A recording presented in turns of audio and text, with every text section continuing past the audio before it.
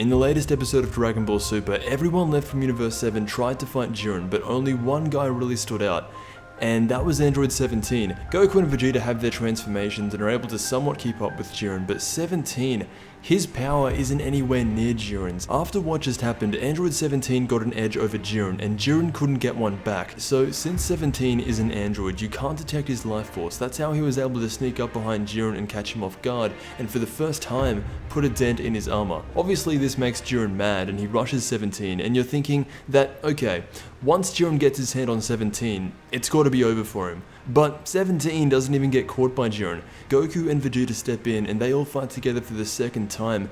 This leads to everyone getting knocked down. Even Frieza comes out and tries something, but with Jiren as he is right now, what they're doing isn't going to work unless you're Android 17. When Jiren is about to knock Frieza off the stage, 17 blasts him from behind. So Jiren forgets Frieza, jumps down to 17 and says to him, "What do you think you can do alone?" Apparently, he can do a lot. 17 was able to get the backstory and wish out of Jiren. Even though they didn't directly make it clear what Jiren's wish was, 17 got it out of him, and it was made specific that he knows more about Jiren's character and what motivates him than almost anyone else. This is the start of 17 getting inside Jiren's head. Once he says to him, "You only use people as a way to get stronger," Jiren goes crazy, and 17 even says, "It looks like I've hit a nerve." So he keeps going down that road of getting inside his head, because so far, everyone's tried to fight Jiren on a physical level, and that hasn't worked. He says stuff like, "Do you think you can change the past if you win?" And Jiren's response to this is yes. And after hearing this over and over again from 17, he decides it's time to end the Tournament of Power. With Goku and Vegeta unable to move and Frieza floating around somewhere, what can 17 possibly do? Jiren creates this blast that will end the tournament if it hits, and it has every right to hit. No one has enough power to push it back. But this is where 17 solidifies his win against Jiren. Obviously not physically, but in the mind, mentally. He comes out with his barrier and is trying to hold off this blast from getting to Goku and Vegeta. And then he says something that to me rounds off 17's story arc perfectly. He says, "Sacrificing myself for others.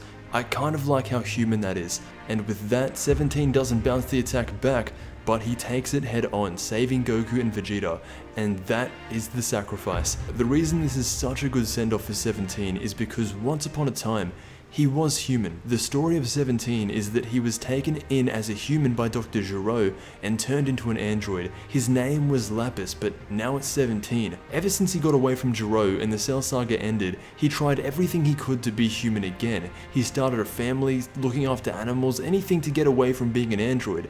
And sacrificing himself in the tournament for the sake of everything is the most human thing he can do.